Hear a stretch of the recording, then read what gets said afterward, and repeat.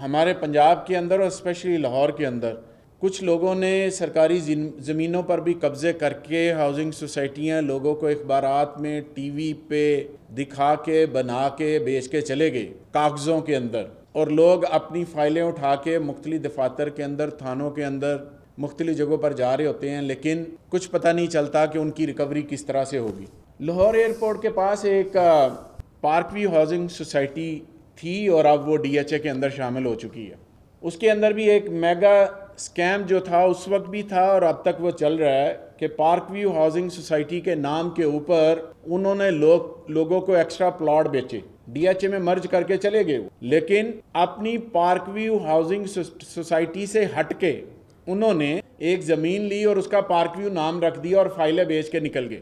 کوئی cooperative housing جو cooperative department ہے اس کے اندر اس کی کوئی اپروول نہیں، اور ہزاروں کی شکل میں فائلیں بیچ کے نکل گئے، اور وہ جو بیچارے سائلین ہیں وہ آج بھی خوار ہو رہے ہیں۔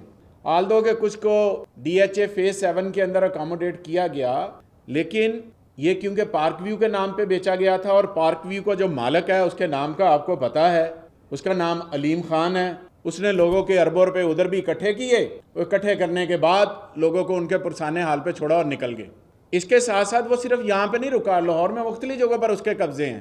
یہ جو بڑی بڑی گاڑیوں میں، بڑے بڑے جہازوں میں غریب آدمی کو متاثر کرنے کے لیے پھرتے ہیں، ان کے اپنے معاملات اس طرح کے۔ ڈی ایچ اے کے اندر ایک نیشنل سکول ہے برکی روڈ کے اوپر، ڈی ایچ اے نہیں ہے، برکی روڈ کے اوپر۔ اس نیشنل سکول کی زمین جو اندر ڈالی ہے وہ بھی قبضے پہ ہے، اور شاہد واٹس ایپ ہیں ادھر، وہ پچھلے 2 سالوں سے اوورسیز پاکستانی ہیں اور 2 سالوں سے رولا ڈال رہے ہیں۔ عدالت سے اسٹے لیا، اس اسٹے کے باوجود اس کی زمین چھوڑنے کو تیار نہیں ہے۔ اس وقت جب انہوں نے شکایت کی تو فیڈرل لیول سے کسی کا فون آیا کہ جناب اس کو نہیں چھیڑنا۔ اس وقت پنجاب کے اندر ان کی حکومت تھی۔ انہوں نے تو ایسا بھی کیا ہے، ہمارے ایک دوست ہیں، انہیں کوئی زمین چاہیے تھی، خواجہ سعد رفیق صاحب میری بات کی ضرور تصدیق کریں گے، علیم خان صاحب اور ان کے بہنوئی نے ان کو زمین بیچی، یہ ثبوت کے ساتھ بات کر رہا ہوں، بغیر ثبوت کے بات نہیں کروں گا۔ زمین بیچی اور خواجہ سعد رفیق صاحب کے پاس یہ کیس آیا کیونکہ پیراگن کے پاس تھا، تو انہوں نے آ کے کہا جناب آپ نے زمین خریدی ہے؟ انہوں نے کہا خریدی ہے۔ انہوں نے کہا جناب جن سے خریدی ہے ان کو مرے ہوئے اتنا سال ہو گیا، یہ سارے انگوٹھے جعلی ہیں جو علیم خان نے اور اس کے بہنوئی نے لگوا کے دی۔ یعنی کہ ان کی دولت کی جو ہوس ہے وہ کم نہیں ہونی، وہ آگے کی طرف جانی ہے۔